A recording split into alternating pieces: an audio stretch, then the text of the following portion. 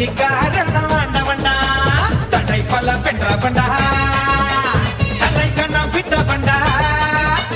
தடை பல பெற்றவன்டா தலை கண்ணம் விட்டவன்டா தப்பு தண்டா எப்போவுமே பண்ணாதவன்டா முகுலமு எகுலமு தெற்கு திசை மக்கள் எல்லாம் எப்போது என்னோடுதான் வீரபாண்டி கோட்டையிலே மின்னல் அடிக்கும் வேளையிலே ஊரும் ஆறும் தூங்கும் போது பூவும் நிலவும் சாயும் போது கொலுசு சத்தம் மனச திருடியதே